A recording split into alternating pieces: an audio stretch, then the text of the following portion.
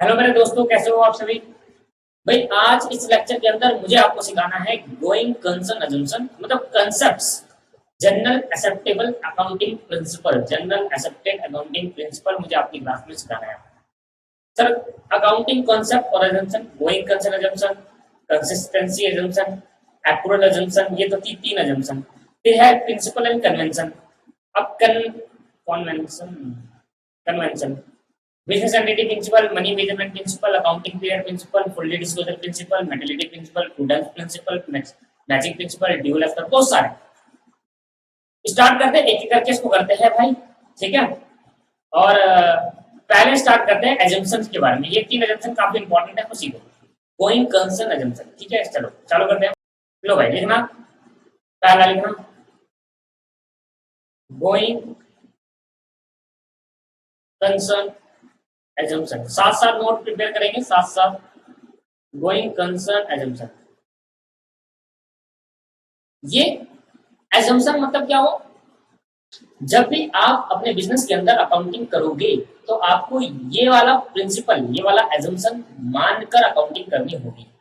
मतलब जब भी आप किसी बिजनेस के अंदर आप कभी अकाउंट्स मेंटेन करोगे, कभी अकाउंट बनाओगे, तो आपको ये चीज मानकर अकाउंटिंग करनी पड़ेगी। क्या कहता है, according to this assumption, according to this assumption, according to this assumption, it is assumed that according to this assumption, it is assumed that, बहुत important, it is assumed that business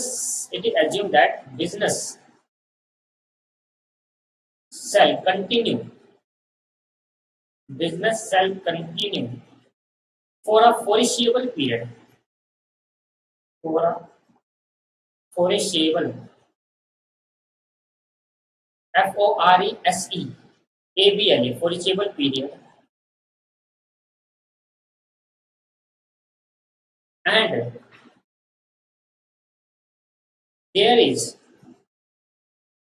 लिखेंगे साथ साथ लिखेंगे, there is no intention,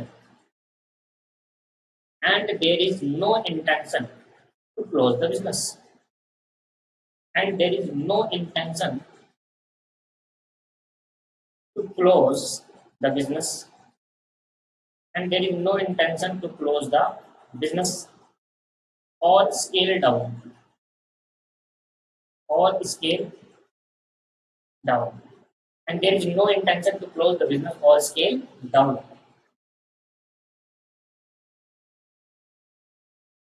ठीक भाई, ये principal क्या कहता है, जितना मैं आपको नोट्स लिखा रहा हूँ आप उतने नोट्स को याद करिए। अगर पेपर में आ जाता है तो वो लिखिए, अदरवाइज से आते नहीं है पेपर के अंदर, ये पेपर के अंदर आते नहीं है। इसके बेस पर एमसीक्यू आएंगे, मैं आपको दिखाऊंगा एमसीक्यू कराकर। इस चैप्टर के बाद एमसीक्यू पे जाएंगे, देखते हैं क्या करना है एमसीक्यू। गोइंग कंसर्न एजम्पशन ये कहता है जब भी आप कोई बिजनेस खोलो तो आप ये अज्यूम कर लो कि आपका जो बिजनेस है हमेशा चलता रहे।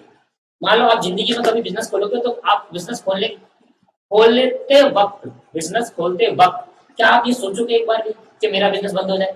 ऐसा तो नहीं सोचोगे। तो ये कहता है जब भी कोई पर्सन अपना बिजनेस खोलता है तो वो आपसे ये कहता है कि आप ये अज्यूम कर लेते हो कि हमारा बिजनेस तो भाई जिंदगी भर चलता रहे, कभी बंद ना हो।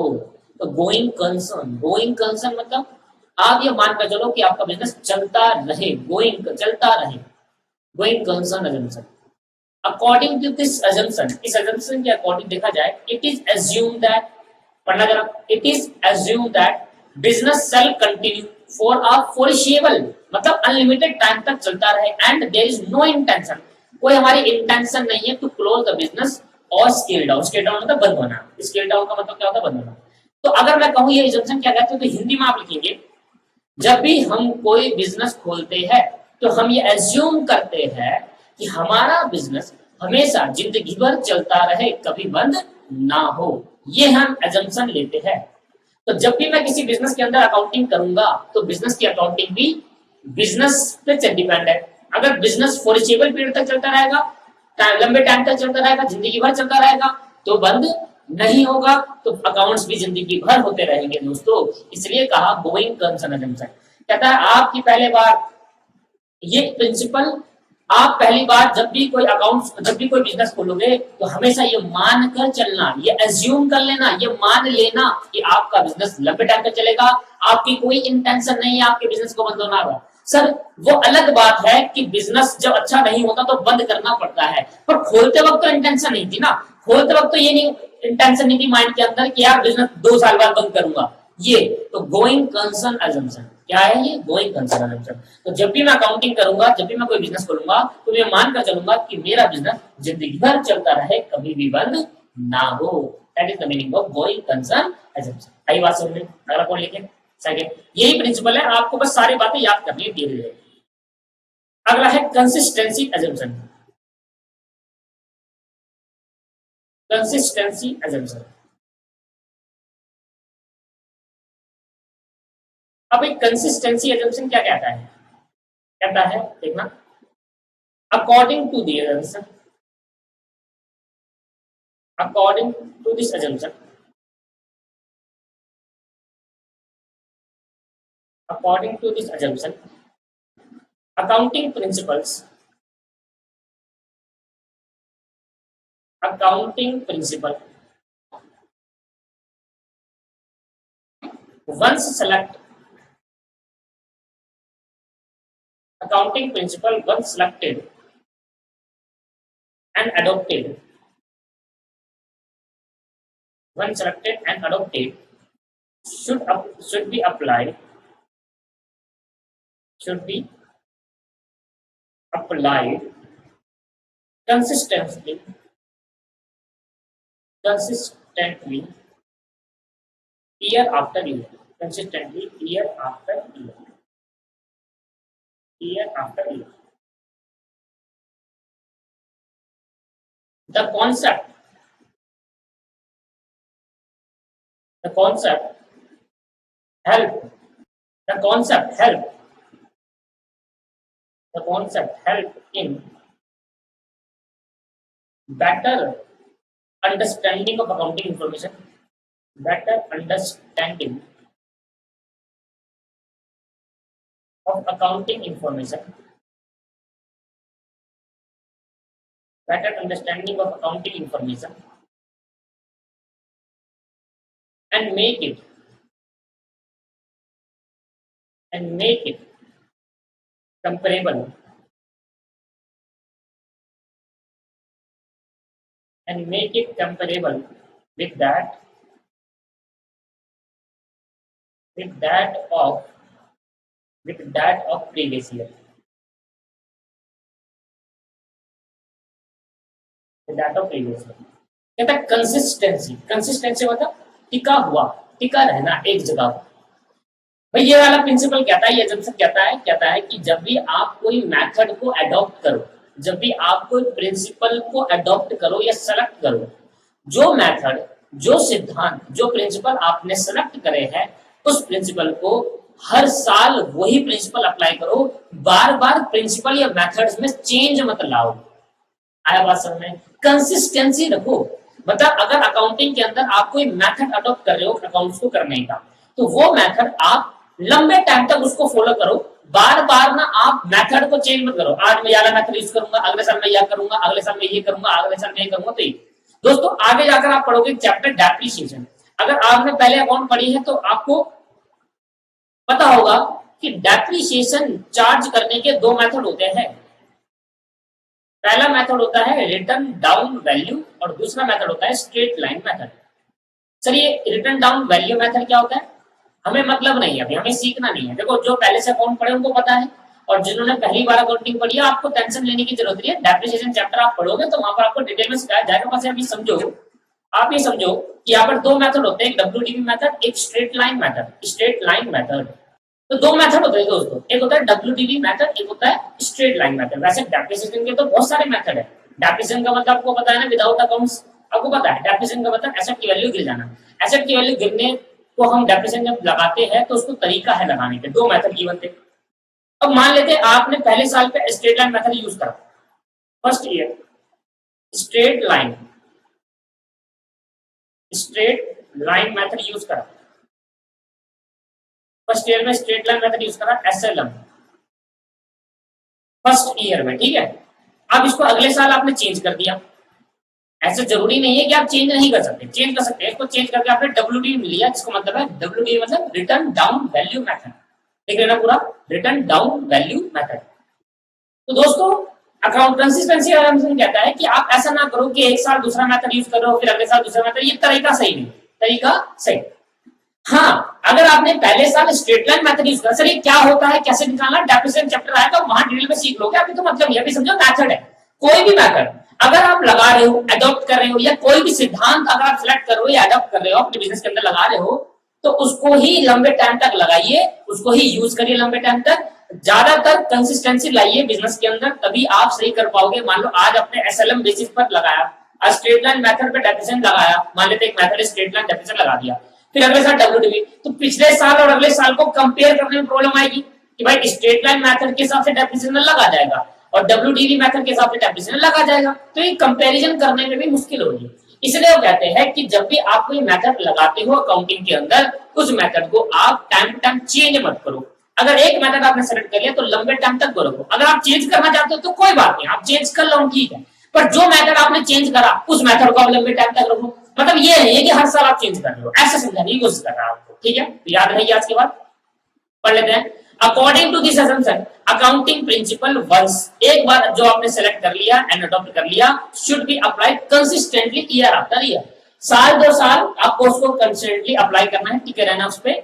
The concept help in better understanding of accounting information and make it comparable with the previous year. पिछले साल जो मेथड यूज करा था, अगर इस साल भी वही मेथड यूज करोगे तो कंपेयर करने में आसानी रहेगी। तो कंसिस्टेंसी असम्पशन क्या कहता है, ये कहता है अगर कोई भी मेथड आपने एक बार सेलेक्ट कर लिया तो उसको ईयर आफ्टर ईयर उसको ही यूज करते रहो, उसी पे टिके रहो, उसी पे कंसिस्टेंसी रहो, बार बार चेंज मत करो। अगर आपने चेंज करना चाहते हो तो कर लो, पर जो चेंज करा उसको ईयर आफ्टर ईयर रखो, बार बार मत करो, बस ये समझाने की कोशिश कर रहा है आपसे। फिर अंडरस्टैंडिंग करने में प्रॉब्लम आएगी, भाई एक जना आपको यूजर्स को अंडरस्टैंडिंग, यूजर मतलब बताया ना एक्सटर्नल इंटरनल यूजर, उनको प्रॉब्लम आएगी, तो इस केस के अंदर आप ऐसा ना करें। और लास्ट एजम्पशन जो हमारी है तीसरी, actual assumption.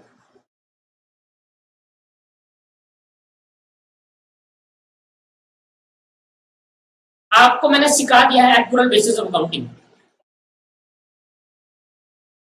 Based on actual basis of accounting, based on actual basis of accounting, इस पे बेस्ड है, एक्चुअल बेसिस ऑफ अकाउंटिंग वाले पे बेस्ड है। याद है बेसिस ऑफ अकाउंटिंग में हमने बताया था कैश बेसिस और एक्चुअल बेसिस। एक्चुअल बेसिस क्या कहता है, कहता है कोई भी ट्रांजैक्शन जिस दिन ट्रांजैक्शन हो गई उसी दिन रिकॉर्ड कर लेना, ये मत देखना कि पैसा आया है या नहीं आया। अगर आपने एक दिन मान लो खर्चा कर लिया, खर्चा करा तो जिस दिन खर्चा करा उस दिन रिकॉर्ड कर लेना ट्रांजैक्शन को, ये मत देखना कि वो पे हुआ है या नहीं हुआ। अगर आपने इनकम कमा ली तो ये मत देखना कि रिसीव्ड हुई है या नहीं हुई है, हो गई या नहीं हुई, आप उस दिन रिकॉर्ड कर लेना। तो एक्चुअल अजम्पशन क्या कहता है, ये कहता है कि भैया जिस दिन ट्रांजैक्शन हुई रिकॉर्ड भी उसी दिन होगा, ये नहीं देखा जाएगा कि आपने पे करा या नहीं करा, आपको रिसीव हुआ या नहीं हुआ।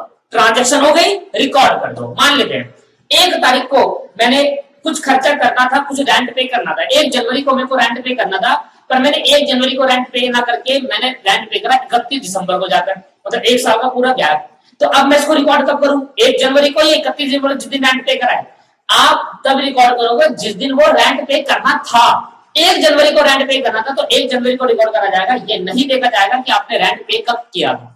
तो किस दिन ट्रांजैक्शन होगी बिजनेस के अंदर, 1 जनवरी को आप इस ट्रांजैक्शन को रिकॉर्ड कर दो कि हमने इतना रेंट पे करना था। अब आप एक साल पे करो, अगले साल करो, उससे अगले साल करो, फर्क नहीं पड़ता। जिस साल आपको रेंट पे करना था उस टाइम उसको खर्चा मान लो, और जिस साल आपकी इनकम होनी थी मिली नहीं, मिली आपको 4 साल बाद, तो जिस साल इनकम होनी थी उस टाइम उसको इनकम मान लो। एक्चुअल एजम्पशन ये कहता है जिस टाइम पर आपको खर्चा हो गया, पे करा हो या ना करा हो, इट इज डन मैटर, ये मैटर नहीं करता, उस दिन ही आप खर्चा मान लेना।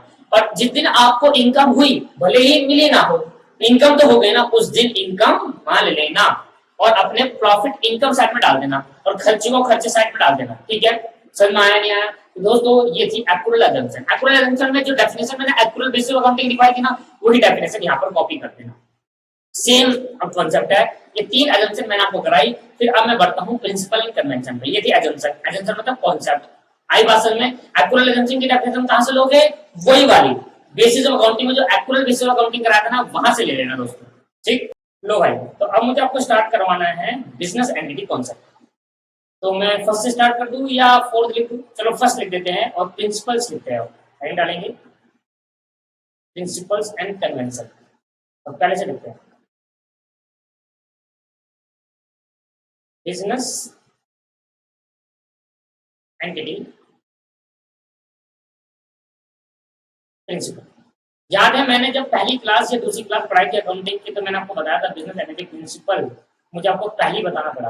और मैंने बताया था जब भी हम कोई अकाउंटिंग करेंगे तो अकाउंट्स का एक सिद्धांत, एक प्रिंसिपल है, वो ये है, वो बताता है कि अकाउंट्स करते टाइम प्रैक्टिकली नहीं, अकाउंट्स करते टाइम बिजनेस और बिजनेस का ऑनर दोनों को सेपरेट मानेंगे। मतलब बिजनेस अलग पर्सन माना जाएगा और ऑनर को अलग पर्सन ट्रीट करा जाएगा। मतलब अगर इन दोनों में लेन देन हो रहा है तो लेन देन भी अलग डिफरेंट पर्सन जैसा ही लेन देन होगा। तो business entity principle, according to this principal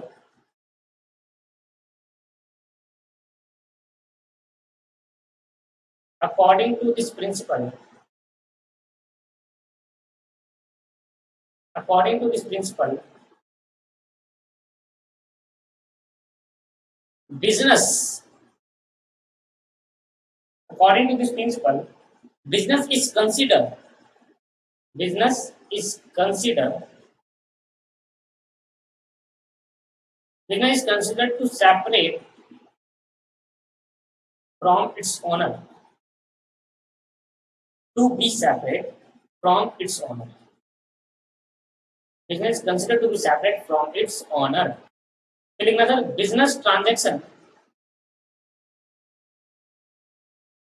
transaction are recorded. Business transactions are recorded from the business point of view. From the business point of view. From the business point of view. Not for accounting point of view. Not for accounting point of view. Not for accounting point of view.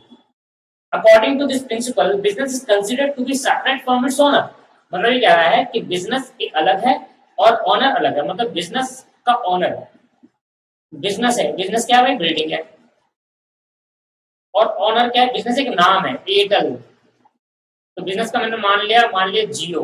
जियो एक business है और मुकेश अंबानी एक honour है, ठीक है।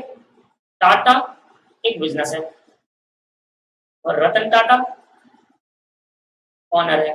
अब तो उन्होंने रिटायरमेंट ले लिया, पहले ऑनर तो है ना।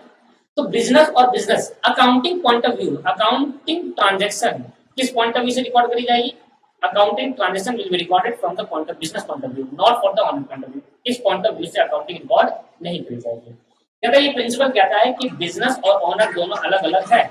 ठीक है भाई, समझ में आया आपको? तो account according to this principle business is considered to be separate from its owner. ये प्रिंसिपल सिद्धांत कहता है कि जब आप अकाउंट्स मेंटेन करोगे, जब आप अकाउंट बनाओगे, तो बिजनेस एक अलग पर्सन माना जाएगा, बिजनेस एक अलग एंटिटी मानी जाएगी, पर उसका जो ऑनर होगा वो अलग माना जाएगा। हम जो अकाउंट्स बनाने हैं वो बिजनेस के पॉइंट ऑफ व्यू से बनाने हैं, ऑनर के पॉइंट ऑफ व्यू से नहीं। अगर बिजनेस को ऑनर कुछ पैसा दे रहा है, मैं आपको सिखा चुका अकाउंटिंग क्वेश्चन में कि ऑनर को बिजनेस को पैसा दे रहा है तो वहां पर उसके लिए लायबिलिटी बन जाएगा एज अ कैपिटल। आ रहा समझ में? तो ये चीज आपको समझनी है आपके पास बिजनेस एंटिटी प्रिंसिपल। क्लियर? आगे बढ़े, चलो आगे बढ़ेंगे। सेकंड पॉइंट लिखेंगे money measurement principle. Money measurement principle ये क्या कहता है? याद है मैंने आपको आगे जाकर सिखाया था, पहले सिखा दिया था मैंने, ये भी चीज मैंने आपको पहले सिखा दी, बस मुझे यहाँ पर लिखवाना है। According to this principal,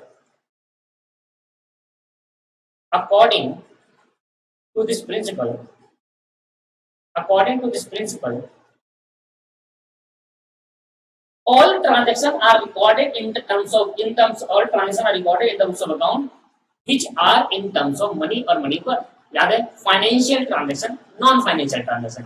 financial transaction को हम अपने बुक्स ऑफ अकाउंट में रिकॉर्ड करते हैं और मैंने वो सिखाया था फाइनेंशियल ट्रांजेक्शन को रिकॉर्ड करा जाएगा, नॉन फाइनेंशियल ट्रांजेक्शन को रिकॉर्ड नहीं किया जाएगा।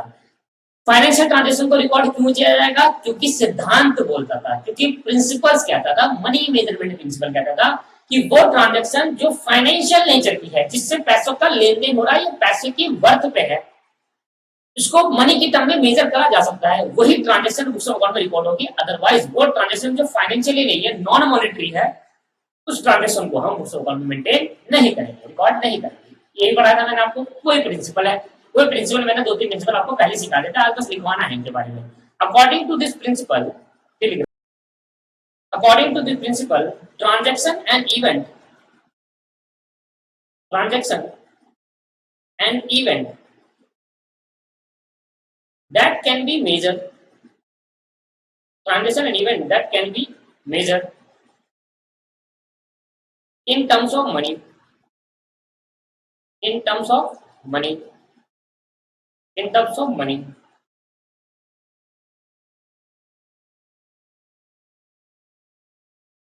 that can be recorded in the books of account, that can be recorded in the books of account, that can be recorded in the books of account, in the books of account, that can be recorded in the books of account. So according to this principle, transaction and event that can be measured in terms of money, that can be recorded in the books of account. वो transaction और event जो money की term में measure किया जा सकता है, वही हम रिकॉर्ड करेंगे बुक्स ऑफ अकाउंट के अंदर, ठीक है।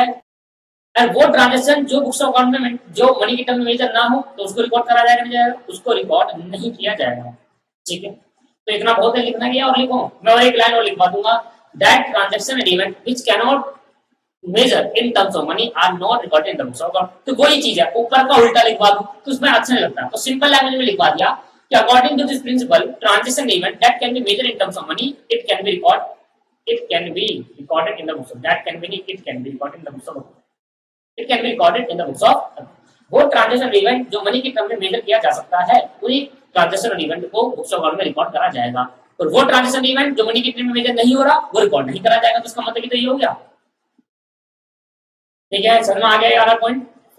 थर्ड देखो, मैं ये पहले बता दूंगा, इसलिए मैं इसको ज्यादा डिटेल में समझाने क्या डिटेल में समझाऊंगा, मैं सिंपल तो है। मैंने आपको 6 बता दिए, 3-5 बता दिए। पहले मैंने आपको बताया गोइंग कंसर्न। आप जब भी अपना बिजनेस खोलोगे तो ये मानकर चलोगे कि हमारा बिजनेस लंबे टाइम तक फॉरचूनल पीरियड तक चलता रहे। कभी हमारा इंटेंशन कभी नहीं होगा कि हम अपना बिजनेस को बंद करें, ठीक है। दूसरा मैंने बताया कंसिस्टेंसी। अगर आप कोई मेथड अकाउंटिंग के अंदर या प्रिंसिपल अकाउंटिंग के अंदर अडॉप्ट कर रहे हो, सेलेक्ट कर रहे हो, उस मेथड को लगातार ईयर आफ्टर ईयर लगातार उसी को अप्लाई करो, चेंज मत करो, धीरे धीरे चेंज मत करो, मतलब रेगुलर बेसिस पर चेंज मत करो। एक मेथड चूज कर लिया, इसको लगातार चले रहने दो ईयर आफ्टर ईयर। तीसरा बताया एक्युरेट का मतलब ट्रांजेक्शन होगी तो रिकॉर्ड कर लेना, ये मत देखना पैसा आया गया, ये मत देखना कि पैसा रिसीव हुआ या नहीं हुआ, या पैसा गया या नहीं हुआ। जिस टाइम खर्चा किया, पे करा या नहीं करा मैटर नहीं करता, खर्चा हो गया ना रिकॉर्ड कर दो, इनकम हो गई ना रिकॉर्ड कर दो। और ये मत देखना इनकम हुई या इनकम रिसीव हुई या नहीं, रिसीव हुई या नहीं, इनकम होनी चाहिए। तीसरा बिजनेस एंटिटी कंसेप्ट क्या बताया था? बिजनेस एंटिटी कंसेप्ट कहता है कि बिजनेस और ओनर दोनों अलग अलग एंटिटी माना जाएगा। हम जब भी अकाउंटिंग करेंगे बिजनेस के पॉइंट ऑफ व्यू से करेंगे, अकाउंटिंग के पॉइंट ऑफ ओनर के पॉइंट ऑफ व्यू से नहीं करेंगे। मनी मेजरमेंट ये कहता है वो ट्रांजेक्शन इवेंट जो कि मनी के टर्म में मेजर किया जा सकता है, उसी ट्रांजेक्शन इवेंट को रिकॉर्ड करा जाएगा, अदरवाइज रिकॉर्ड नहीं किया जाएगा। आई बात समझ में नहीं आए? तीसरा पॉइंट मैं आपको समझाना चाहता हूं, अकाउंटिंग पीरियड प्रिंसिपल। अकाउंटिंग वैसे दोस्तों ये बहुत बड़े बड़े हैं, बड़े बड़े सर बहुत सारी थ्योरीज है इसमें, तो मैं आपको पॉइंट टू पॉइंट बात बता रहा हूँ, जो मजा आएगा आपको सुनने का और आपको याद करने में भी अच्छा रहेगा। और ये ना लिखा होगा 100% नंबर आएंगे। देखो ऐसे तो पेपर में आने सर आप, ठीक है, पेपर में कभी इसकी थ्योरी वगैरह नहीं आती, अगर आती है तो आप इतना पॉइंट लिख आएंगे, आपको 100% नंबर मिलेंगे, मेरी गारंटी है। अकाउंटिंग पीरियड प्रिंसिपल कभी नहीं आता, बस कुछ समझने के लिए पढ़ाया जाता है आपको, क्योंकि आप 11th-12th में पढ़ चुके थे, 11th में पढ़ चुके थे, इसलिए आप कहते हैं यार ये तो पढ़ा हुआ बच्चों ने, एक बार हम दोबारा पढ़ा देते हैं समझने के लिए, भाई एक बार पढ़ ले और बस इतना, पेपर में आने लायक कंसेप्ट नहीं है। अकॉर्डिंग टू दिस प्रिंसिपल, इसके बाद में लिख लेते हैं। एक ही तरीका है स्टार्ट करने का, अकॉर्डिंग टू दिस असम्पशन या according to this principle. According to this principle, accounting period principle क्या आता है मैं आपको समझा देता हूँ, तो चलो लिखवा लेते हैं, फिर समझते हैं एक साथ ही, है ना, लिख लेते हैं पहले, ठीक है। चलो लिखना इसके अंदर, the life of the enterprise, life of the enterprise, life of the enterprise, ENTER, life of the enterprise is broken into smaller period, into smaller period. Life of the enterprise is broken into smaller periods so that its performance its performance is measured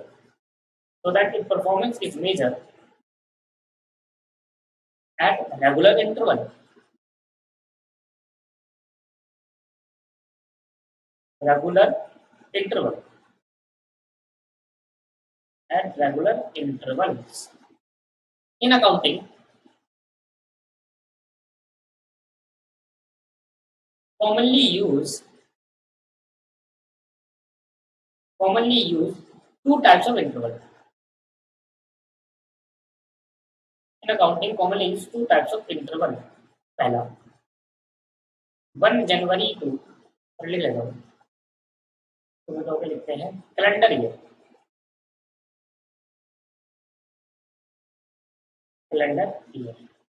और दूसरा financial year. दोस्तों अगर मैं आप सुन रहे हो, लिखते लिखते सुन रहे हो, तो मैं इनको बताना चाहूंगा अकाउंटिंग पीरियड प्रिंसिपल, लिखते भी रहो सुनते भी रहो। अकाउंटिंग पीरियड प्रिंसिपल कहता है, ये कहता है भाई बिजनेस की लाइफ बहुत बड़ी है, बिजनेस की लाइफ बहुत बड़ी है, उसको हम छोटे छोटे पार्ट में बांट देते हैं, एक साल के पार्ट में बांट देते हैं, 1 ईयर के पार्ट में बांट देते हैं, और इससे क्या होगा, इससे हमारे को मेजर करने में आसानी रहेगी कि हमने इस साल कितना कमाया पैसा, अगले साल कितना लॉस हुआ, मेजर करने में आसानी रहती है। दोस्तों सुना, ध्यान सुनो, accounting to this principle the life of the enterprise is brought into smaller period. Period मतलब वो दिन, इतने पैसे का दिन। और जो कॉमनली यूज होते हैं, जो पीरियड होते हैं, वो कैलेंडर और फाइनेंशियल ईयर यूज करा जाता है अकाउंटिंग के अंदर। कॉमनली जनरली यही यूज होते हैं, और कोई बंदा यूज नहीं करता। बहुत कम होंगे जो 1 जुलाई से अगला जुलाई मानेगा, 12 महीने का पीरियड मानते हैं, 12 महीने का साइकिल पीरियड होता है। ये अकाउंटिंग पीरियड कंसर्न कहता है, देखो लाइफ जो है एंटरप्राइज की गोइंग कंसर्न के हिसाब से, गोइंग कंसर्न कहता है बिजनेस हमें तक फॉरेसियर पीरियड तक चलता रहा है, हमारा इंटेंशन नहीं है बंद करेगा, तो पूरी जिंदगी भर चलता रहा बिजनेस। अब जिंदगी भर चलता रहे तो हम काम करते जाएंगे, हमें भी तो किसी साल में ये निकालना पड़ेगा कि हमने पूरा साल में करा क्या, या 1 महीने में क्या करा, या 6 महीने में क्या करा, या 2 साल में क्या करा, 3 साल में क्या करा, या 5 सालों का परफॉर्मेंस किया हमने 5 साल में, अगले 5 साल में क्या करा। फिर कंपैरिजन करने में कैसा देते हैं कि इस साल 5 काम, देखो ऐसे कि इलेक्शन होते तो 5 साल के होते, 5 साल से अगले 5 साल कंपेयर करते हो ना करते।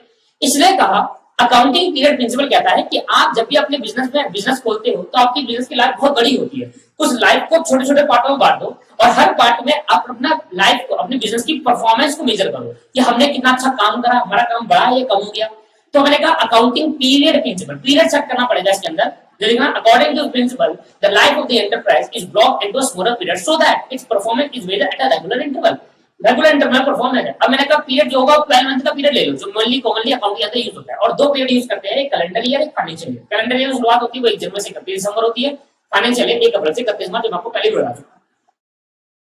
ये पीरियड इसलिए है कि मैंने कहा चलो मैंने मान लिया कैलेंडर ईयर 1 जनवरी से मैंने स्टार्टिंग करा बिजनेस, 31 को मैं 31 दिसंबर को मैंने अपने अकाउंट्स को क्लोज कर दिया, मैंने अपने सारे अकाउंट को, बिजनेस बंद नहीं करा, अकाउंट क्लोज करा। मतलब इस साल मैंने देखा कि मैं अब बंद हो जाए, अब ट्रांसफर नहीं करेंगे, अगली ट्रांजेक्शन अगले साल से रिकॉर्ड करेंगे, अभी रिकॉर्ड करना यहाँ बंद करो, और यहाँ पर निकालो कि टोटल खर्चा कितना हुआ, टोटल इनकम कितना, टोटल रिवेन्यू कितना है, तो इनकम कितनी कमाई मैंने इस साल, मेरी कितनी एसेट्स है, कितनी लायबिलिटी है, पे करना है। तो दैट इज द परफॉर्मेंस। तो हर साल हमें परफॉर्मेंस मेजर करना है। अब मानेगा इस पिछले साल मैंने इस एक साल से एक साल का मैंने गैप बना लिया, वो एक साल शुरुआत कहां से होगा, या तो 1 जनवरी से होगा या 1 अप्रैल से होगा। अगर 1 जनवरी से है तो खत्म होगा 31 दिसंबर, अगर 1 अप्रैल से तो खत्म होगा 31 मार्च। तो कह रहा है पीरियड डिसाइड कर लो जिसमें आप हर पीरियड का एक फाइनेंशियल परफॉर्मेंस मेजर कर सकते हो। भाई पिछले साल तो 5 लाख का प्रॉफिट था, इस साल प्रॉफिट बढ़ गया है 10 लाख रुपए, कैसा पता चलेगा? पिछले साल की अकाउंटिंग करो पूरे साल की, और इस साल भी इनकम निकालो, फिर अगले साल देखो घट गया 8 लाख हो गया, तो क्यों घटा, रीजन। तो परफॉर्मेंस ऐसे मेजर होते हैं, फिर कंट्रोल होता है परफॉर्मेंस को। इसलिए प्रिंसिपल लाया गया कि आप पूरे एंटायर लाख को छोटे छोटे पार्टों में बांटो, और छोटे छोटे पार्ट क्या है, 12 महीने का पार्ट है। 12 महीने पूरे अकाउंटिंग के अंदर 12 महीने चलते हैं। आया बात समझ? चलो आगे बढ़ते हैं। ठीक, खत्म हो गया, इतना ही था। 4th पॉइंट अगला है दोस्तों fully disclose principle. Fully disclosure, fully disclosure principle. अगला क्या है मेरे भाई? Fully disclosure principle. चलो, according to this principal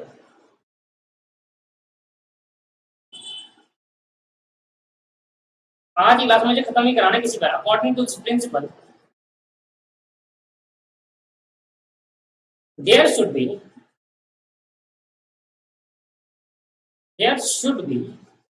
complete there should be complete and understandable there should be complete and understandable reporting on the financial statement reporting on the financial statement reporting on the financial statement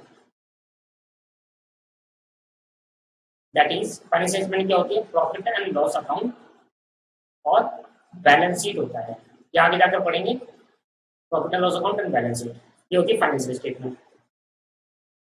of all significant information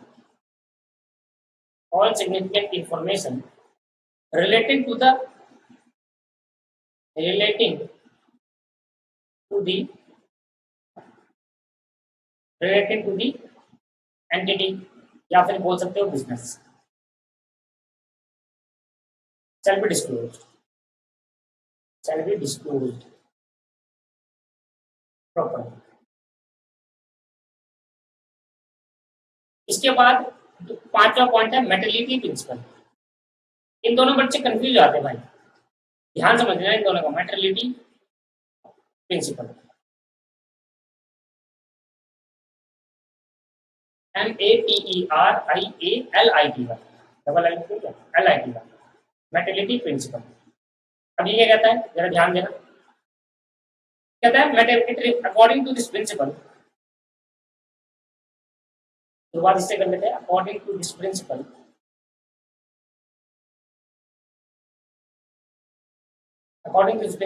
देखना, an item should be regarded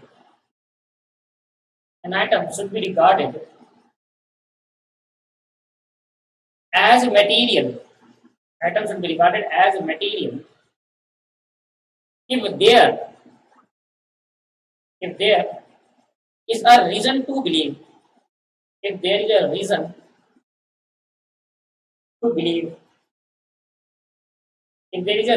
believe that knowledge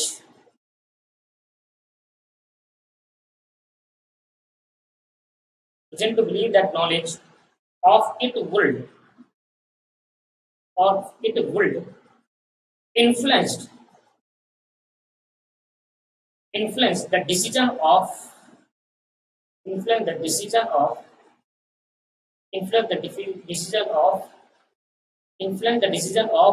the investor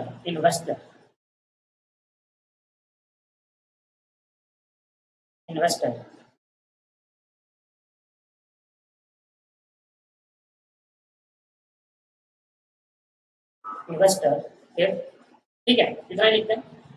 अब ये दो principal बड़े confusion create कर जाते हैं। ये दो प्रिंसिपल क्या कहते हैं, ध्यान सुनना।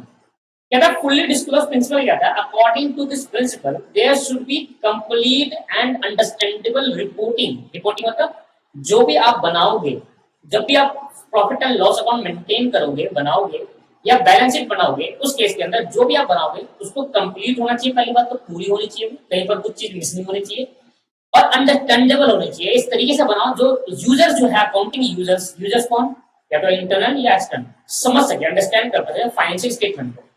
और हर कोई इंफॉर्मेशन डालो जो बिजनेस से रिलेट करती है। दोस्तों दुआ समझाता हूं, कहता है हर वो ट्रांजैक्शन जो कि बिजनेस से रिलेट करती है और जो कि रेलिवेंट है, जो कि इंपॉर्टेंट है, ऑल सिग्निफिकेंट इंफॉर्मेशन, हर वो इंपॉर्टेंट इंफॉर्मेशन जो बिजनेस से रिलेट करती है उसको आप फुल्ली डिस्क्लोज मतलब पूरा का पूरा डिस्क्लोज करके दिखाओ। छुपाना कोई चीज नहीं है, ट्रांसपेरेंट होना चाहिए हर चीज। ट्रांसपेरेंट मतलब सब कुछ दिखा देना चाहिए। इन्वेस्टरों को पता होना चाहिए कि भाई इस कंपनी में ये चल रहा है, या बैंक को पता होना चाहिए इस कंपनी में ये चल रहा है, लोन दे या नहीं दे। तो उस केस के अंदर अगर कोई भी आप फाइनेंशियल स्टेटमेंट मेंटेन कर रहे हो, मतलब profit and loss account balance sheet बना रहे हो, आगे जाके सीखिए अगर आप कोई भी फाइनेंशियल स्टेटमेंट मेंटेन करते हो दोस्तों, उस केस के अंदर आपको फुल्ली डिस्क्लोज प्रिंसिपल ये कहता है कि आप वो हर वो इन्फॉर्मेशन अलग से अलग से नहीं, हर वो इन्फॉर्मेशन डिस्क्लोज करो, हर वो इन्फॉर्मेशन डिस्क्लोज और कंप्लीट अंडरस्टैंडेबल दिखाओ जो कि बिजनेस से रिलेट करती है। ये कहता है फुल्ली डिस्क्लोज। मतलब कोई भी ऐसी इन्फॉर्मेशन जो कि बिजनेस से रिलेट करती है वो दिखानी पड़ेगी आपको, उसको हटाना नहीं पड़ेगा, आपको छुपाओ मत। आपने कोई बहुत बड़ी इनकम हुई, आपने कोई बहुत बड़ी इनकम हुई, आपने छुपा ली, बिजनेस से रिलेट है नहीं है, फिर आपने छुपा ली, कहा टैक्स भरना पड़ेगा इसके अंदर, छुपा लो उसको, ऐसा नहीं चलेगा। फुल्ली डिस्क्लोज करके बताओ भाई, पूरी डिस्क्लोज करके बताओ, कंप्लीट होनी चाहिए और अंडरस्टैंडेबल होनी चाहिए। कहता है हर वो ट्रांजैक्शन, हर वो इंफॉर्मेशन जो कि इंपॉर्टेंट है, जो कि बिजनेस से रिलेट करती है, वो हर ट्रांजैक्शन आपको पूरी तरीके से डिस्क्लोज मतलब दिखानी पड़ेगी अपने अकाउंटिंग के अंदर, जिससे यूजर उसको अंडरस्टैंड कर सके और कंप्लीट इंफॉर्मेशन होनी चाहिए, आधी अधूरी जानकारी नहीं होनी चाहिए। ऐसा कहता है fully disclose principle.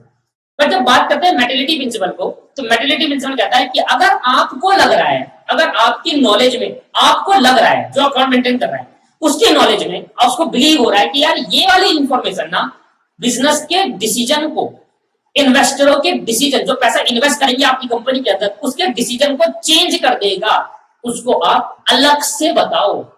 Fully disclose तो बताना है, फिर अलग से भी कुछ बताना है। अब क्या कहता है फुल्ली डिस्क्लोज का मतलब सारी इंफॉर्मेशन जो कि बिजनेस से रिलेट करती है वो आप दिखाओ, फुल्ली डिस्क्लोज करो, कंप्लीट और अंडरस्टैंडेबल होना चाहिए। ठीक है, ये तो अच्छी फुल्ली डिस्क्लोज प्रिंसिपल। वो कहता है सारी इंफॉर्मेशन दिखाओ भाई जो भी बिजनेस से रिलेट करती है। बट मेटेलिटी प्रिंसिपल क्या कहता है?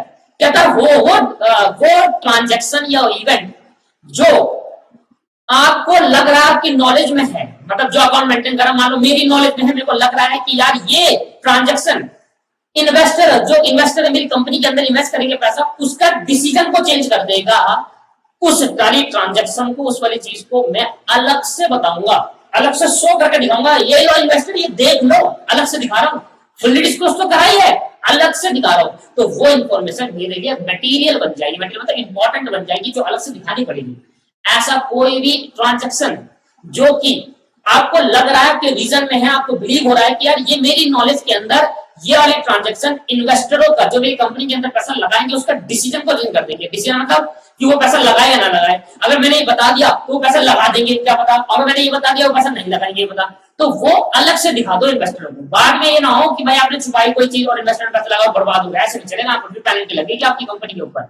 इसलिए वो हर ट्रांजैक्शन जो इन्वेस्टरों के डिसीजन को चेंज कर दे उसको अलग से दिखाओ, वो है ट्रांजैक्शन, मटेरियल ट्रांजैक्शन। क्या है? Material transaction. जैसे कि मैं एग्जांपल लेता हूं, मटेरियल ट्रांजैक्शन का। एक बिजनेस है जिसका टर्नओवर मतलब सेल, टोटल सेल, एक बिजनेस है,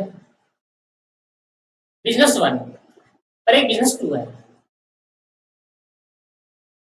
भाई इसका जो टर्नओवर है, इसकी टोटल सेल जो होती है, बल्कि टोटल सेल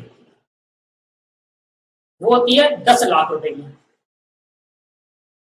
10 लाख की सेल होती है। और इसकी टोटल सेल कितनी होती है? मैं दूसरे बिजनेस की टोटल सेल बता रहा हूं, इसकी होती है 15 करोड़ रुपए।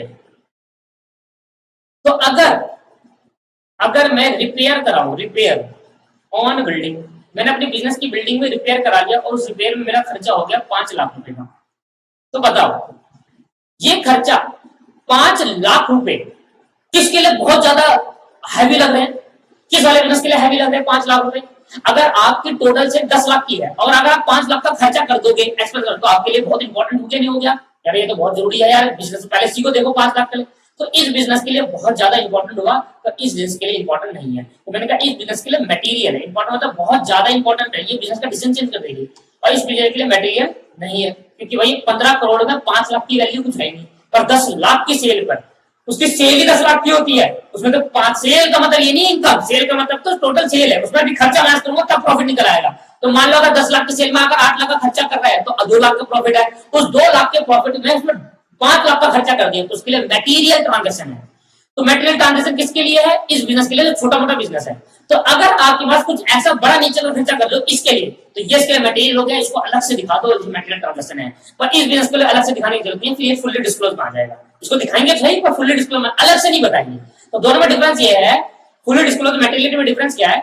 फुल्ली डिस्क्लोज प्रिंसिपल कहता है कि भैया हर वो ट्रांजैक्शन कंप्लीट होनी चाहिए, अंडरस्टैंडेबल है, और वो हर वो ट्रांजैक्शन जो बिजनेस से रिलेट करे उसको दिखाओ, सिर्फ दिखाओ, फुल्ली डिस्क्लोज करो, कुछ मत छोड़ो, अपनी बुक्स में कौन लो उसको दिखाओ। बट वो ट्रांजैक्शन जो इन्वेस्टरों के डिसीजन को चेंज कर दे, कि भाई पैसा कम लगाए, ज्यादा लगाए, नहीं लगाए, लगाए और ज्यादा लगाए। अगर चेंज कर देता है उस वाली फुल डिस्क्लोज से हटाकर उसको वहां तो दिखाना ही है, साथ में अलग से दिखा दो शो करके, भाई ये देख लो ये भी है, 10 लाख की सेल में 5 लाख का तो रिपेयर कर देते हैं हम। ये है फुल्ली डिस्क्लोज, मतलब ये है मटेरियल ट्रांजैक्शन। तो आप पढ़ते जरा यार, देखो materiality principle. According to this principle an item, कोई भी item should be regard as a material. आपको लगता है ये आइटम मटेरियल है, मतलब इंपॉर्टेंट है बहुत ज्यादा, डिसीजन चेंज कर देगा। If there is reason, a reason मुझे लग रहा है मेरा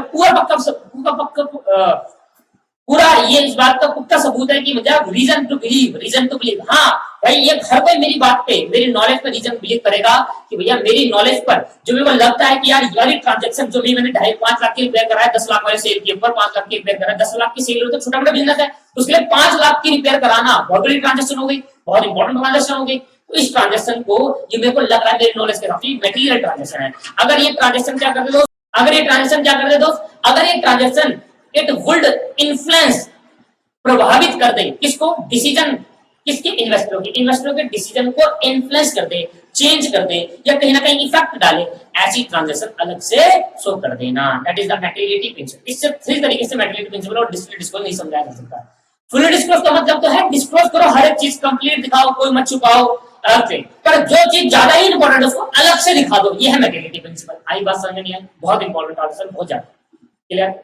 यह खत्म हो गया, आगे सिक्स पढ़ेंगे। अगला मैं समझा रहा हूं बहुत ज्यादा इंपॉर्टेंट, मुझे सबसे इंपॉर्टेंट कॉन्सेप्ट जो लगता है वो यह है प्रूडेंस। और इसको दूसरा नाम जाता है कंजर्वेटिज्म। प्रूडेंस और कंजर्वेटिज्म प्रिंसिपल, प्रूडेंस और कंजर्वेटिज्म प्रिंसिपल बहुत इंपॉर्टेंट है, आगे पूरी अकाउंटिंग के अंदर बहुत ज्यादा यूज होने वाला है इसका। Very important, very important. मैंने अभी किसी में नहीं लिखा इंपॉर्टेंट, पर इसमें देखो देख रहा हूँ इंपॉर्टेंट, वेरी इंपॉर्टेंट। कंजर्वेटिज्म बोल सकते हैं इसको, प्रूडेंस, दो नाम है इसके, प्रूडेंस या फिर कंजर्वेटिज्म, बहुत ज्यादा इंपॉर्टेंट है। मैं पहले एक लाइन में समझा दूंगा इसका, बहुत सिंपल। कहता है, ये कहता है फ्यूचर में अगर आपको कोई लॉसेस हो रहे हैं, फ्यूचर में अगर आपको लगता है कि फ्यूचर में आपके बिजनेस को लॉस होगा, उस लॉस को आज ही मान लो और आज अपने प्रॉफिट से माइनस कर दो। फ्यूचर में होने वाले लॉसेस को आज एस्टिमेट कर लो, अनुमान लगा लो कि फ्यूचर में कितना लॉस होगा और उसको आज ही अपने प्रॉफिट से माइनस कर दो। बट ये कहता है कि फ्यूचर में होने वाले लॉस को एस्टिमेट करना, फ्यूचर में होने वाले इनकम को एस्टिमेट मत करना। इनकम के लिए नहीं बोला, मान लो ऐसा क्यों बोला, मान लो इस साल मेरी कंपनी को 10 लाख का प्रॉफिट हुआ और अगले साल मेरी कंपनी को प्रॉफिट होगा, तो धीरे धीरे प्रॉफिट कम होता रहा और 5 साल बाद जाकर मेरी कंपनी को बहुत ज्यादा लॉस हो गया। इस साल प्रॉफिट, अगले साल प्रॉफिट, अगले साल प्रॉफिट, तो 5 साल बाद, 1 से 5 साल बाद जाकर मेरी कंपनी को बहुत ज्यादा लॉस हो गया, बहुत ज्यादा लॉस। अब मैं वो लॉस को कैसे रिकवर करूं भाई, मुझे पता नहीं चला यार, अब लॉस के इतना पैसा है नहीं, रिकवर तो कर सकता हूँ प्रॉफिट में से। तो कहा वो लॉस, अगर आपको लग रहा है कि फ्यूचर में इससे लॉस हो सकता है, मान लो लॉस कैसे होगा, मैंने किसी को माल बेचा उधार पर, डेटर को माल बेचता उधार पर, अब मैंने कहा भाई डेटर को 10 लाख का माल उधार में बेचा, डेटर भाग गया पैसे लेकर, हो गया ना लॉस। अगर मुझे लग रहा है ये डेटर साला पैसे नहीं दे रहा, ये लॉस है, ये भाग रहा है, ये कई बार क्या कहते हैं ये भाग जाएगा, वैसे डाउट हो रहा है मुझे डेटर भाग जाएगा, तो फ्यूचर में होने वाला लॉस है, अभी तो नहीं भागा पर जब आगे जाकर भाग सकता है, फ्यूचर में होने वाला लॉस। प्रूडेंस कंसेप्ट कहता है कि फ्यूचर में होने वाले लॉस को एंटिसिपेट करो, आज अनुमान लगाओ और आज इस लॉस को मानकर आज ही मान लो कि हो गया, समझ लो ये हो गया लॉस, फ्यूचर में होने वाले लॉस हो गए। अगर मान लो वो लॉस फ्यूचर में होने वाला था और आपने आज ही मान लिया उस लॉस को और फ्यूचर में नहीं हुआ, तो फिर इनका मान लेना, क्या दिक्कत आ रही है। बट ये फ्यूचर में लॉस को आज क्यों माना, क्योंकि आज प्रॉफिट हुआ, आज माइनस हो सकता है, तो फ्यूचर में जब ये लॉस होगा, मान लो तब प्रॉफिट हो या ना हो, तब पैसा हो या ना हो, तब कैसे रिकवर करेंगे इस लॉस को। इसलिए ये प्रूडेंस कंसेप्ट कहता है, बहुत सारे आगे हैं, जब भी प्रूडेंस कंसेप्ट आया तब बना प्रोविजन, क्या बना, प्रोविजन नाम का कॉन्सेप्ट बना, और प्रोविजन नाम का कॉन्सेप्ट आगे जाकर समझ में आएगा। प्रूडेंस कंसेप्ट क्या कहता है इसके बारे में लिखते हैं। According to this principle, according to this principal,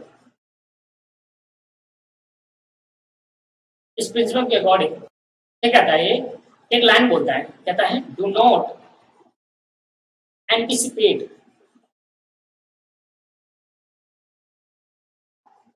do not anticipate the profit, but provided all possible losses. Provided all possible losses. Do not anticipate the profit, profit को अनुमान मत लगाना। आपने बिजनेस खोला, आपने कहा सर 3 साल बाद मेरे को करोड़ रुपए होगा, आज मैं खुशी मना रहा हूँ, ये बहुत बढ़िया होगा, 3 साल बाद मुझे प्रॉफिट होगा, अरे गलियों में नाच रहे हो, 3 साल बाद मुझे प्रॉफिट होगा। ऐसे तो ना चलेगा। क्या 3 साल बाद प्रॉफिट हो जाएगा? एंटिसिपेट करोगे? सर प्रॉफिट को एंटिसिपेट करना सही चीज है या गलत चीज है? सर गलत चीज है, ऑब्वियस सी बात। 3 साल में प्रॉफिट नहीं हुआ, 1 करोड़, फिर क्या होगा? हाँ, लॉस को आज इसलिए बोला एंटिसिपेट करने के लिए, ओल्ड लॉसेस को इसलिए बोला कि भाई आज मान लेना लॉस, क्योंकि फ्यूचर में अगर लॉस हुआ, अगर उस टाइम पैसे नहीं हुए तो कैसे रिकवर करोगे, कैसे आप इसको एडजस्ट करोगे? इसलिए आज मान लो, अगर नहीं हुआ तो ठीक है, फिर इनकम मान लेना जो लॉस माना था। मैंने कहा था आज मेरे 10 लाख का लॉस हुआ, मुझे लग रहा है फ्यूचर में 2 लाख का लॉस होगा। आज मेरे 10 लाख का प्रॉफिट हुआ इस साल, फ्यूचर मुझे लग रहा है 2 लाख का लॉस होगा, तो मैंने आज 2 लाख का लॉस माइनस कर दिया और मेरा 8 लाख का प्रॉफिट होगा, मेरे जेब में 8 लाख रुपया है। फ्यूचर में 2 लाख का लॉस नहीं हुआ, आपको दोबारा भाई आगे ना पैसे दोबारा, क्या दिक्कत है? एक डाटा है जिसने मुझे 2 लाख रुपए देने हैं, उसने मुझे, मैं आपसे मांग रहा हूँ भाई, टाले जा रहा है, मुझे डाउट हो रहा है कि आगे जाकर लॉस करवाएगा, पर मुझे डाउट हो रहा था। मैंने कहा भाई चलो इसको माइनस कर, मुझे लग ही रहा है खत्म ही करो, इससे पैसा आएगा ही नहीं। और मैंने कहा भाई 10 लाख में से 2 लाख मैंने माइनस कर दिया। मैंने कहा कि पैसा नहीं देने वाला, मुझे पूरा यकीन है, ये मना कर रहा है, बहुत तेज से टाल रहा है, साल महीने में पैसा देना था, इसलिए तो 3-4 साल लगा दिए पैसे देने में, टाले जा रहा है, माइनस कर दिया। मैंने माइनस कर दिया, अब मेरे जेब में आया 8 लाख रुपए, क्योंकि मेरा लॉस हो गया। अब डायरेक्टर कुछ टाइम बाद, कुछ साल बाद डायरेक्टर पैसे दे 2 लाख रुपए, मैंने कहा क्या दिया, जेब में डाल दो, प्रॉफिट हो गया। पर फ्यूचर में होने वाले प्रॉफिट को आज मत मान लो, फ्यूचर में होने वाले लॉस को आज इसलिए मान लो क्योंकि फ्यूचर में अगर लॉस हुआ पर आपके पास टाइम पैसे नहीं हुए तो आप कैसे एडजस्ट करोगे? इसलिए फ्यूचर वाले लॉस को आज मान लो, क्योंकि आज प्रॉफिट है, आज एडजस्ट कर लोगे, आप आज रिकवर कर पाओगे उस लॉस को। आए बात समझ में नहीं आया? क्लियर है? ठीक है। तो एक बात ध्यान रखना, हिंदी में लिख लो उसके नीचे, फ्यूचर में होने वाले लॉसेस को आज हम मान लेंगे। और फ्यूचर में आने होने वाली इनकम का मतलब ये नहीं कि फ्यूचर में होने वाली इनकम को भी आज मान लेना, वो नहीं, इनकम को नहीं मानेंगे, लॉसेस को मानेंगे। इनकम को मानकर खुशी मनाएंगे, क्या होगा? हुआ ही नहीं फिर। ठीक है, ये लाइन लेकर आना, आपको 100% नंबर मिलेंगे, बहुत, इतना ही बहुत है। Do not anticipate the profit but provided all the possible losses, हर वो लॉस को एंटिसिपेट कर लो आज ही, पर प्रॉफिट को मत करना। यही इसके लाइन का बेसिक की पॉइंट है। आगे बता रहा हूं कॉस्ट कॉन्सेप्ट, और उसका दूसरा नाम है historical cost concept. Historical cost concept, ये क्या कॉन्सेप्ट कहता है? कॉस्ट कॉन्सेप्ट और हिस्टोरिकल कॉस्ट कॉन्सेप्ट। बस दोस्तों ज्यादा नहीं बच्चे, खत्म होने वाले हैं, ठीक? देखना सर इसके आगे, according to cost concept, according to cost concept, according to cost concept, an asset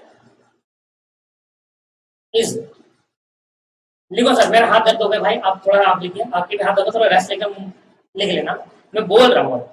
according to the cost concept an asset is recorded, देखो, an asset is recorded in the books of account, an asset is recorded in the books of account at the time purchase, at the time, at the price, sorry at the time नहीं, at the price, लिखना। According to the cost concept, an asset is recorded in the books of account at the price paid to acquire it. At the price paid to acquire it.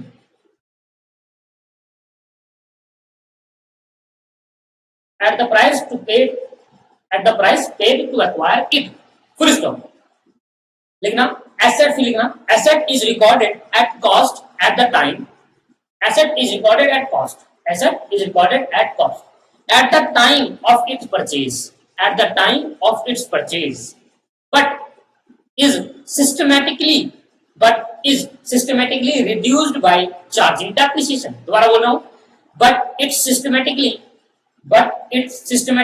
reduced by charging depreciation.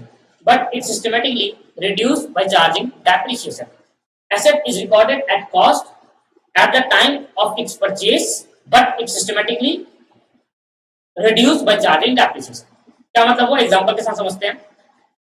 मान लेते हैं, example लिख रहा हूं, मान लेते हैं आज मैंने एक एसेट खरीदी, मान लेते हैं कोई बिल्डिंग खरीदी, एसेट खरीदी बिल्डिंग,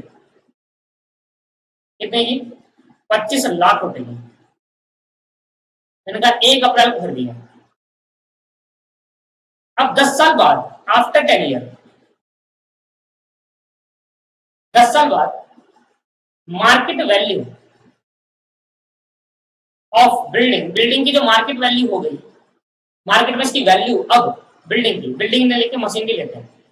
ठीक है सर, बिल्डिंग की वैल्यू तो घटती नहीं है, घटती है भाई, बिल्डिंग की वैल्यू घटती है, लैंड की नहीं घटती। बिल्डिंग, मशीन, मैंने एक मशीन खरीदी 25 लाख रुपए की, और इस मशीन की वैल्यू 10 साल बाद इस मशीन की वैल्यू होगी 5 लाख रुपए।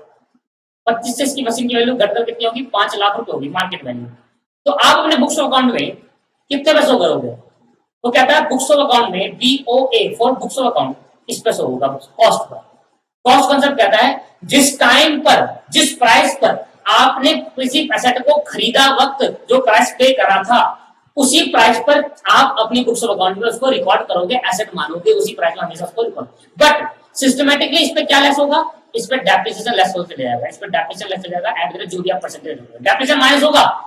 मान लो पहले साल का डेप्रिसिएशन लगाया आपके पास 1 लाख रुपए, 1 लाख रुपए डेप्रिसिएशन लेस हो गया, 1 लाख रुपए हर बार डेप्रिसिएशन चार्ज कर रहे हैं, तो 1 लाख रुपए का डेप्रिसिएशन चार्ज कर रहे हो, तो 10 साल बाद इस पे कितना डेप्रिसिएशन लगेगा? 10 लाख पे, तो 15 लाख की बचनी चाहिए थी, आप 5 लाख की थोड़ी रिकॉर्ड करोगे, 15 की रिकॉर्ड करोगे डेप्रिसिएशन लगने के बाद। दोबारा समझा देता हूँ। एसेट की वैल्यू 1 अप्रैल को 25 लाख कर दी, हर साल मैं इसमें 1 लाख रुपए माइनस करता हूँ, क्योंकि मेरा डेप्रिसिएशन इस 1 साल की मेरे को लगता है कि एस्टिमेट बेसिस में लगता है कि डेप्रिसिएशन इतना, इसकी वैल्यू घट जाती है 1 लाख रुपए की। 10 साल बाद मैंने देखा मार्केट में माल बेचने गया तो इसकी वैल्यू 5 लाख रुपए पड़ी। मैंने कहा भाई कितनी कर दोगे? 5 लाख की। मैंने कहा ये तो कर दो गया, मेरे हिसाब से तो मैं 15 लाख बची है, क्योंकि मैंने तो हर साल 1 लाख रुपए घटाया है। तो आप अपने बुक्स अकाउंट में 15 लाख में शो करोगे, 5 रुपए नहीं, मार्केट वैल्यू पे शो नहीं करोगे। भले ही मार्केट वैल्यू कम हो जाएगी, ये डिपेंड नहीं कर रहा, जिस प्राइस पर आपने खरीदा था उसी प्राइस पर शो होगा। हाँ, डेप्रिसिएशन लगेगा, सिस्टमेटिकली डेप्रिसिएशन लग जाएगा, उस पर शो करते चलेगा, ऐसे मार्केट उतने माने नहीं है। आई बात समझ में नहीं आई? क्लियर है या नहीं है? चलो क्लियर है भाई, ठीक है। तो मैंने कहा तो पढ़ लेते हैं, एक बार दोबारा पढ़ेंगे, देखना। An asset is recorded in the books of account at the price paid to acquire it. खरीदते वक्त जो प्राइस पे करा था उस प्राइस में एसेट को रिकॉर्ड करा जाएगा। फिर पढ़ा मैंने, asset is recorded at the cost, उस कॉस्ट पे रिकॉर्ड करा जाएगा जिस तरीके, जिस दिन, जिस टाइम पर खरीदा गया था, जो खरीदते वक्त जो पैसे दिए थे उस टाइम पर रिकॉर्ड करेगा। But it is systematically reduced by the charging depreciation. और कैसे रिड्यूस होगा, कैसे कम करोगे? डेप्रिसिएशन लगा कम करोगे, मार्केट वैल्यू से कभी भी कंपैरिजन नहीं होगा। मान लो तो आज मैंने 25 लाख की खरीदी, 1 घंटे बाद में दोबारा गया, मैंने कहा भाई कितने ये लोग जो खरीद दिया है, क्या 24 लाख के लेके 1 लाख रुपए कम हो गया, तो उसका रिकॉर्ड नहीं करेंगे। मार्केट वैल्यू से मतलब नहीं है, कॉस्ट प्राइस से मतलब है, लेस करो डेप्रिसिएशन, बस इतना पे रिकॉर्ड करो कि मतलब हिस्टोरिकल कॉस्ट 10 साल बाद भी आप ये देखना कि इसकी कॉस्ट कितनी थी और वहां से डेप्रिसिएशन लगा कितना है। हिस्टोरिकल जो कॉस्ट थी, जिस प्राइस का खरीदा था उसी प्राइस पे रिकॉर्ड करेंगे, डेप्रिसिएशन लेस कर देंगे, बस वो मत भूलना, ठीक है। अगला हेडिंग बनाएंगे आप, अगली हेडिंग बनाएंगे मैचिंग कॉन्सेप्ट। मैचिंग कॉन्सेप्ट ये बहुत ज्यादा इंपॉर्टेंट है, 8वां पॉइंट है मैचिंग कॉन्सेप्ट, या आप प्रिंसिपल भी बोल सकते हो, मैचिंग प्रिंसिपल बोलो या मैचिंग कॉन्सेप्ट बोलो, बात एक कॉन्सेप्ट भी इसको ट्रीट करा गया। अभी कहता है लिखना, पहले साहब लिखना इसका, मैं बोल रहा हूँ लिखे आप कृपया करके। एन इंपॉर्टेंट ऑब्जेक्टिव, सही है, लिखना अकॉर्डिंग टू प्रिंसिपल नहीं, अब नहीं लिखना, अब सीधा स्टार्ट करना। An important objective of business, एक बिजनेस का इंपॉर्टेंट ऑब्जेक्ट, एंड पर पूरा बोल देता हूँ फिर समझना। An important objective of business, लिखो, an important objective of business is to determine profit periodically, जो भी पीरियड आपने सेट करा था 1 जनवरी से या 31 जनवरी वाला। An important objective of business is to determine profit periodically, is to determine profit periodically. Full stop. It is necessary to match revenue of the period. It is necessary to match revenue of the period with the expense of that period. To determine with the expense of that period. It is necessary, पूरा बोल रहा हूँ, it is necessary to match revenue of the period with the expense of that period to determine the profit or loss of the business of that accounting period. To determine profit or loss of the business of that accounting period. क्या मतलब हुआ? Example समझना। मैंने कहा मेरा मान लेते हैं 1 अप्रैल से 31 मार्च वाला महीना है, साल है, 1 अप्रैल से, ये मेरा अकाउंटिंग पीरियड है। ये क्या है? मेरा अकाउंटिंग पीरियड है। कहता है इस साल आपने जितने भी रिवेन्यू कमाया, रिवेन्यू वो होता है जिसमें भी खर्चे माइनस नहीं होते, रिवेन्यू कमाया उसको आप लिख लो। मैंने कहा इस साल मैंने जो रिवेन्यू कमाया, मैंने कमाया 10 लाख रुपए का रिवेन्यू। कहता है इसी पीरियड के दौरान इसमें आपने खर्चा कितना करा। मैंने कहा भाई खर्चा करा मैंने 6 लाख रुपए का। तो बस अपनी रिवेन्यू और अपने खर्चे को मैच करा देना उस पीरियड के। सेम पीरियड के होने चाहिए, ये नहीं कि इनकम इस साल की खर्चा अगले साल का, या खर्चा इस साल का इनकम अगले साल की, ऐसा नहीं। सेम पीरियड के खर्चे और सेम पीरियड की रिवेन्यू, इनकम नहीं रिवेन्यू। रिवेन्यू वो होता है जिसमें खर्चा माइनस नहीं होता, उसको आप क्या करा लेना, मैच करा लेना। उसको आप क्या करा लेना भाई, मैच करा लेना। और मैच कराने के बाद आप क्या निकाल लेना, प्रॉफिट और फिर लॉस। अगर मैं कहूं बताओ प्रॉफिट कितना होगा, आप कहोगे भाई रिवेन्यू, प्रॉफिट बोल सकते हैं या फिर इनकम कह सकते हैं, प्रॉफिट कह सकते हैं या फिर income. Revenue minus expense, revenue minus expense. तो आप कहोगे सर रिवेन्यू हमने कमाया 10 लाख रुपए, 10 लाख रुपए में से आपका 6 लाख का खर्चा होगा, तो आपको कितना बच गया, 4 लाख रुपए आपके पास क्या हो गया, प्रॉफिट इस साल की इनकम। तो अगर आपको करेक्ट प्रॉफिट और लॉस निकालना है तो उस साल के खर्चे और उस साल की इनकम को मिला दो, मतलब प्लस माइनस कर दो। अब देखो अगर रिवेन्यू मान लेते हैं 10 लाख का और खर्चे होते 12 लाख के तो लॉस हो जाता। तो ये रिवेन्यू मैचिंग प्रिंसिपल अप्लाई होता है। प्रॉफिट एंड लॉस अकाउंट आगे जाकर फ्यूचर में बनाएंगे, प्रॉफिट एंड लॉस अकाउंट, तो वहां पर ये चीज आपकी अप्लाई होगी matching principal. Profit and loss आप निकालते हैं, प्रॉफिट एंड लॉस अकाउंट बनाऊंगा ना तो वहां पर प्रॉफिट एंड लॉस निकालते हैं। तो वहां पर आपका क्या होगा, वहां पर आपकी सारे खर्चे एक साइड, सारी इनकम एक साइड, और मैच करा देंगे। जो भी नेट आ जाएगा मतलब माइनस माइनस करके जो भी आ जाएगा उसको हम प्रॉफिट या फिर इनकम कहेंगे। मैचिंग प्रिंसिपल ये कहता है आपसे, सिंपल है नहीं है। क्या कहता है, अपने खर्चे उस एक पीरियड की खर्चे और इनकम को मैच करा दो और आपका करेक्ट प्रॉफिट एंड लॉस निकाल लो। No dual, dual aspect principle, और ड्यूल एस्पेक्ट बोलो या ड्यूलिटी, ड्यूलिटी प्रिंसिपल बोलो, ड्यूल एस्पेक्ट बोलो या ड्यूलिटी प्रिंसिपल बोलो। लिखना sir, according to the dual aspect, according to this principle लिखेंगे सर, लिखेंगे बहुत सारे लिख दिया आप लिखिए। According to this principle every transaction enter into by an enterprise, according to this principle every transaction enter into by an enterprise has two aspect, has two aspect, aspect। पहला, हर transaction के 2 aspect होंगे, पहला debit और दूसरा credit. ऐसे arrow बनाना, जो भी आपने लिखा ना उसका ऐसे एरो बनाना, क्रेडिट।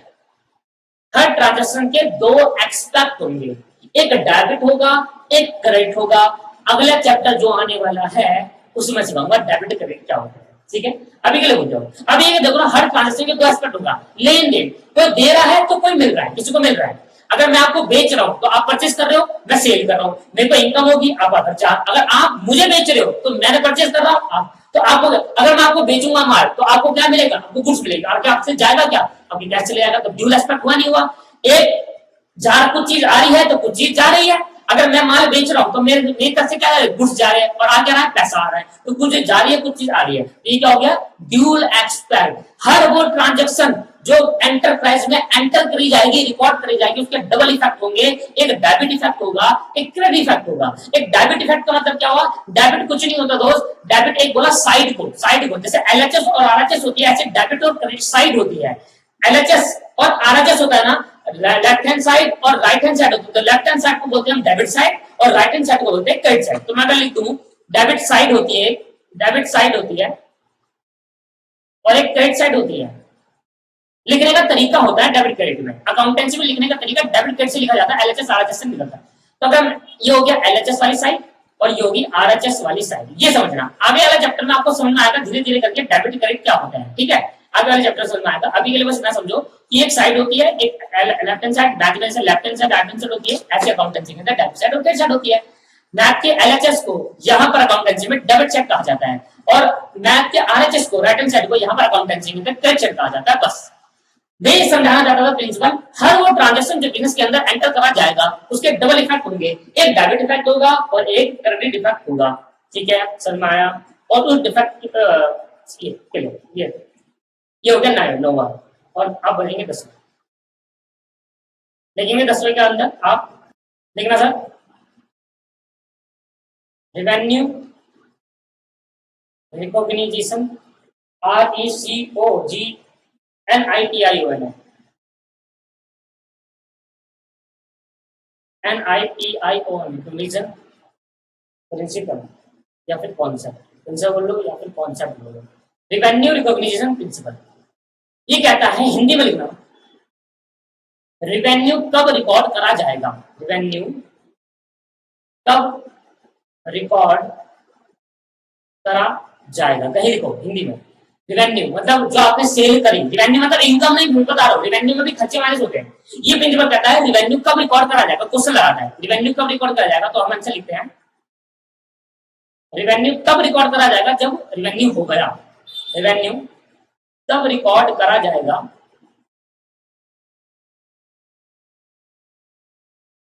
जब रिवेन्यू हो जाएगा, जब रिवेन्यू हो जाएगा। ये नहीं देखा जाएगा, ये नहीं देखेंगे पैसे आए या नहीं आए।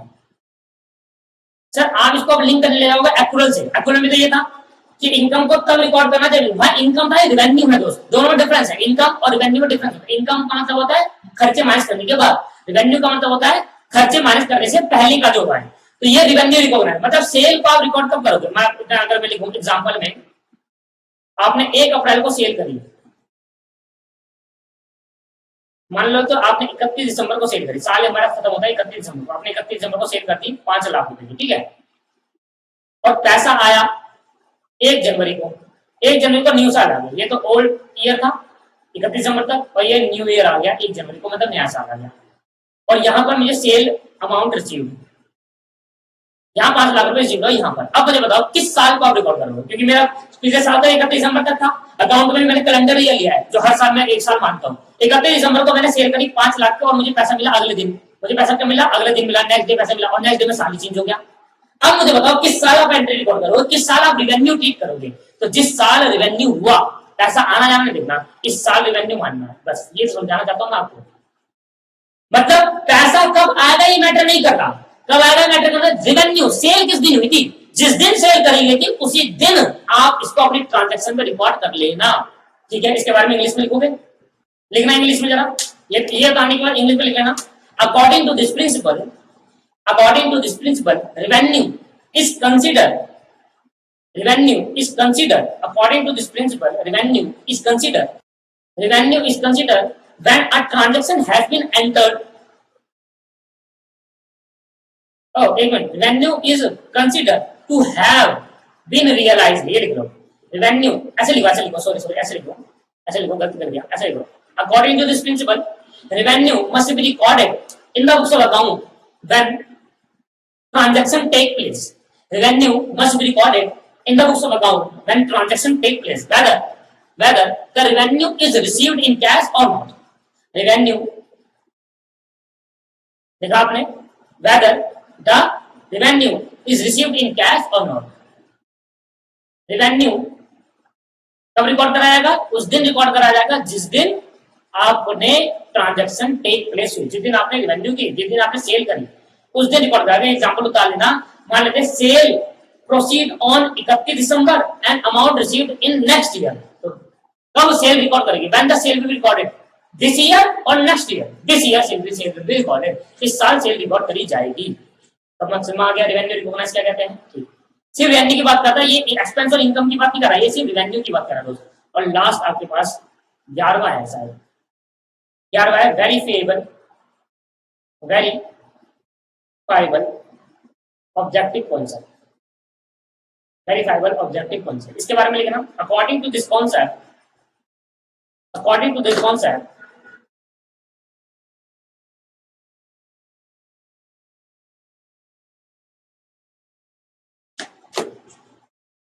all the transaction are recorded on the basis of evidence, all the transactions are recorded on the basis of evidence. According to this concept, all the transactions are recorded on the basis of evidence. If any transaction who have no evidence, then if any transaction who have no evidence, then it will be recorded, it will not be recorded in the books of account, it will not recorded in the books of account, it will not recorded in the books of account. क्या मतलब हुआ, example निकाल लेना ही, इसके बाद और chapter खत्म हो गया। यहाँ पर एक पर्सन है ए कौन है, बिजनेस का ऑनर,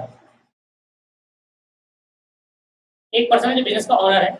ए ने माल बेचा, सेल करी, जब ए ने सेल करी तो ए ने क्या दिया होगा, बिल दिया होगा, नहीं दिया होगा कि भाई ये लो तुमने सेल का बिल करा है। या ए ने कभी परचेस करा होगा, बी से परचेस करा होगा तो परचेस का बिल भी तो होगा। तो ये बिल जो होते हैं दोस्तों, ये बिल क्या कहलाते हैं, एविडेंस कहलाते हैं। तो अगर आप कोई भी ट्रांजेक्शन करते हो तो आपको उसके बाद बिल पड़ा होगा ना। आप भाई पिज्जा खाने गए किसी रेस्टोरेंट के अंदर, तो बिल दिया होगा ना, उन्होंने दिया होगा। तो वो जब अभी सेल कर पिज्जा हट, कल आप डोमिनोज के अंदर पिज्जा खाने गए तो डोमिनोज वाले ने आपको बिल पकड़ाया, अगर वो बिल नहीं दे तो वो अपने बुक्स में ट्रांजेक्शन रिकॉर्ड नहीं कर पाएंगे। ये कंसेप्ट कहता है, एक कंसेप्ट कहता है कि वही ट्रांजेक्शन रिकॉर्ड करी जाएगी जिसके पास आपके जिस ट्रांजेक्शन के पास जिस ट्रांजेक्शन पे आपका जिस ट्रांजेक्शन के उसमें आपका बिल आपके पास बिल होगा से बोलिंग वाला, वो ट्रांजेक्शन रिकॉर्ड करी जाएगी जिस ट्रांजेक्शन में बिल होगा। अगर जिस ट्रांजेक्शन में बिल नहीं हुआ तो ट्रांजेक्शन रिकॉर्ड नहीं करा जाएगा, साफ मना कर देता है। चेकिंग करते हैं, ऑडिटर आते हैं। ऑडिटर कौन होते हैं, चेक करने वाले। चेक करने वाले आते हैं बुक्स ऑफ अकाउंट को, कहते हैं भाई दिखाओ ये ट्रांजेक्शन का, इसका बिल दिखाओ कहां पर है। अगर आपने बिल नहीं दिखाया ना, वो ट्रांजेक्शन कैंसिल करती है, रिकॉर्ड ही नहीं करेगी। आपने 10 लाख रुपए का खर्चा करा, आपने बिल ही नहीं दिया, तो वो 10 लाख के खर्चा नहीं मानने देंगे, कहेंगे भूल जाओ आप, बिल होना चाहिए। तो वही ट्रांजेक्शन रिकॉर्ड होगी बुक्स ऑफ अकाउंट में जिसके पास बिल होगा। उस ट्रांजेक्शन का अगर बिल हुआ तो रिकॉर्ड करना, अगर नहीं हुआ तो रिकॉर्ड मत करना। तो आप कभी बिजनेस के अंदर अपना बिजनेस करोगे तो बिल जरूर संभाल के रखिए अपना। बिल होगा तो ही ट्रांजेक्शन अलाउ करा जाएगा, अदरवाइज डिसअलाउ कर दिया जाएगा, मना कर देंगे, रिकॉर्ड नहीं करने देंगे। समझ क्लियर है। और यहाँ पर मैंने आपको अकाउंटिंग कॉन्सेप्ट समझा दिया है, अकाउंटिंग प्रिंसिपल, कन्वेंशन और कॉन्सेप्ट समझा दिया है पूरे के पूरे। अब जो हमारे बुक में है मॉडिफाइड प्रिंसिपल, वो भी मेरे को समझाना है, पर अभी नहीं, कुछ टाइम बाद मैं उसको लेकर आऊंगा, वो भी समझा दूंगा आपको, ठीक है। चलिए, तो अब मिलते हैं नेक्स्ट क्लास के अंदर। आज क्लास को यही समाप्त करते हैं, थोड़ी बड़ी क्लास होगी। अगर मैं इसको लिखवाने लगता हूँ और बड़ी हो जाती है, तो आपने लिख लिया, अगर नहीं लिखा तो फिर दोबारा रिवाइंड कर लो, फिर दोबारा लिख लेना, ठीक है। जहां तक है अगली क्लास में पहले मैं स्टार्ट करूंगा इसका रिवीजन, और अगली क्लास में पहले मॉडिफाइड प्रिंसिपल ही खत्म कराता हूँ, फिर जाकर एमसीक्यू वगैरह होंगे तो वो भी खत्म कराते हैं, ठीक है। अगर हुए ठीक। थैंक यू, आज की क्लास में इतना ही। Bye bye, thank you very much.